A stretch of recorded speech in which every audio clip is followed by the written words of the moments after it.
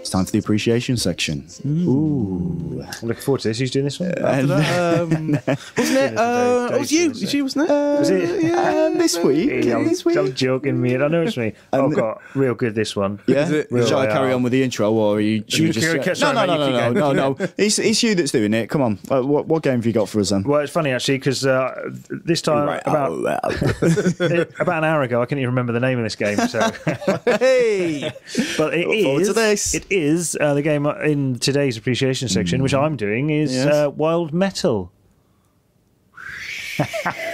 It's obscure. It's an obscure one. I think that's all I got to say about it. I don't know nothing else about it. I just found out the name. That's as far as I got. just like the idea. Should just win the thing again for like another 10 minutes. Can you tell us a little bit about it? I can do. Wild Metal. So it came out on Dreamcast game from Rockstar, DMA design. Oh, now we're interested. Best game. So you realise you're having that conversation with yourself. So it's developed by DMA, who went on to become Rockstar North. Yeah. It was originally, it came out on the PC and was ported to Dreamcast. Right. I think it was Wild Metal Country on the PC, and then Wild Metal, but then they dropped the country bit, right? And just had it as Wild Metal on the Dreamcast. You can't emphasise the first part of that word. What? Country? You can't keep saying that. My stepdad's favourite band used to be Big Country. Come on now. I used to have conversations with him, but he'd never pick up on it. Right. So you're a Big Country fan, yeah?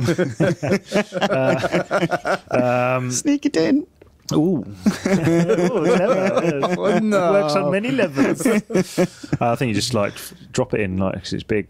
But so Wild Metal. Right, yeah. Is that the right name? Here we go. Wild Metal. Here we go. It's only you started, Jack. So Dreamcast. What else you need to know? That's a bit. Oh yeah. So there's the game actually. Right. So the plot. There's not much of a plot actually. Like the humans have been. The machines have taken over these planets in this star system somewhere in space somewhere. Okay, yeah. But now the humans are regaining control. Fusion fingers. So they are going back to the planets to fight the machines. Right, okay. And regain stolen power cores. Right. That the machines have stolen. I'm not sure how the machines stole them, but there we go. I'm never quite sure, because it's kind of like you drive around in like these sort of tank things. Mm-hmm. You have a variety of tank things. I'm never quite sure if the people are meant to be in the tanks or the tanks are remote controlled. I was never that sure about it, but there we go. Or they're like Transformer-style tanks. They don't ever transform. They're just always them things. Yeah. Like, you mean like sentient tanks? Yeah, mate. Gives a fig shake. Come on, you.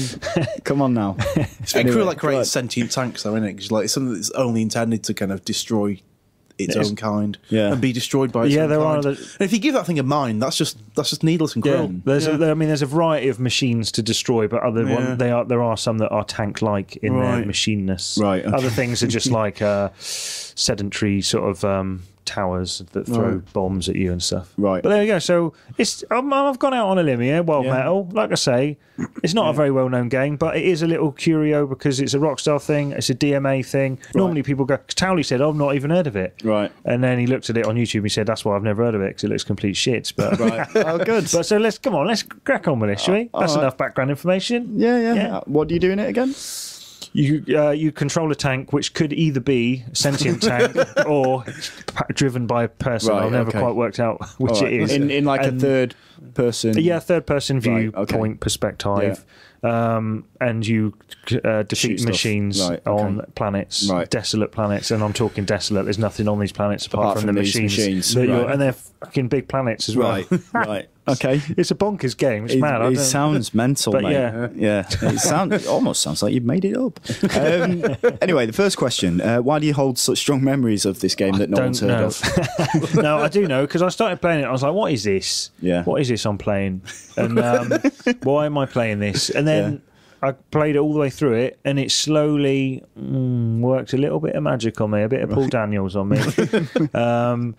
Not David Blaine, definitely Paul Daniels magic. Right. But it worked something I got to it and I really loved it. It really grew on me, and it definitely has something. It's got something. I think I quite like really slow, ploddy sort of sci-fi movies. Yeah, and it really reminded of that sort of. Captured that essence of slow, plodding sci-fi movies that most people fall asleep in and go, "This is really boring." Well, sorry, what? Sorry, is this really boring? Yeah, it's kind of got that. Like you just kind of. There's not much to it. There's no music in a game or anything. You're just driving around to the sound of it, and it's quite a long game. And like I say, these worlds. You're driving around on these worlds, and they're all pretty much the same world, but different I can see why people haven't heard of it, though, just judging by what you're saying about it. There's no music in it. There's, you sure you just didn't play like the pre-alpha code and then just think that was the game? Yeah, nothing really happens. And the controls are really fiddly. All right. This gets better. That sounds amazing. But yeah, it had something. It had a little special something that would. It's the sort of thing that it could have had a cult following, but it didn't even manage that. Well, I guess you could call me a start cult. One now. Start one right now. Like, calling me a cult. Yeah, you are a total cult. Calling me a cult, mate. Because I started playing it, and at first I was like, "Oh, this is terrible. I'm never going to get very far with this." Yeah. And I did. I just kept playing, and to me, that's a sign of a good game. Yeah. That's what I'd call good game design. That's fair enough. At least a not entirely awful one. Yeah. I mean, it's, I'd say better than LA Noire. Yeah. Sounds like whoa, controversial. Because I've stopped playing that. So and you kept playing this. If that's a measure of good and bad, then that measure has been. They can't measured. see your hands, no matter how many times I was measuring my hands. Yeah, with the measuring stick. Anyway, come on now. What is the single best thing about the game? Now that's hard because it's really quite hard to remember. It might be. I can remember spending I want to say hours, but it wasn't hours because it's not minutes. Right, so. On this game. On the screen, the screen is also like a map. It's got an overlay of like a map. So imagine the GTA HUD. He's made this. Imagine the GTA radar map thing with just like the points of interest on the map. So as you drive around, the whole map is turning. He's just said DMA to make us interested in this game. He's made it, hasn't he? Listen to me, damn you. So you know where all these machines are on the map, but there could be like a massive mountain between you, which isn't on the map. So I used to spend. It used to be like hours trying to find your way. As you use this little tank, which could be sentient, could be controlled by human. Right. We've covered this. It'd be cruel if they had minds, though, wouldn't it? So, and I used to spend I want to say it's minutes. I'd say minutes, several minutes. I'd spend several minutes trying to work away, and it would literally just be like moving really slowly up the side of a mountain. Right. Okay. If you can imagine like this thing that's barely perceptibly moving, right, but it is actually moving, right, then that's what a lot of the game involved. Right. Well, this sounds like a classic, an absolute classic. But that's probably not the best thing. That's just something I wanted to talk about, right? And couldn't really find another section to talk about. Just at the end, as you're rounding up. So I'd probably say the best thing about that game was probably the physics. In a kind of a techie sort of way. Yeah. Right. Yeah. Do you want me to expand on that? Well, yeah, please. It had good physics. And it was probably the single best thing about the game. So the physics, I mean, where are we talking now? We're talking like this game was like 12 years old?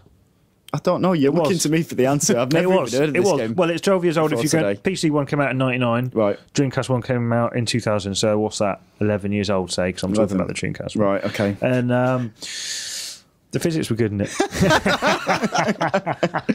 Let's move on. The physics were good. We Don't have a look on frigging YouTube. Right. I think I know the answer to this one. What's this? Has there ever been a sequel? Actually, if Grand Theft Auto was, and if not, do you think there should be? There hasn't. Funnily enough, there never was a Wild Metal 2. That's Wilder Metal. Odd. But that's the thing. That's why I like the game, because it was just such a. No one would never made any more. No one would make a game that they wouldn't want to make more of nowadays, unless it's like a guaranteed. A trilogy, no one's going to go near it. But this was just like a game. They put it out there. It's got that stink of like an indie. I mean, now you look at it and go, "This is an indie game." Whereas, well, now no one would make a game like that. Certainly, fucking Rockstar wouldn't put a game out like this. And that's some of its charm. It's just like this is what when gaming was. Well, it's beyond Wild West. What was it? I don't really know what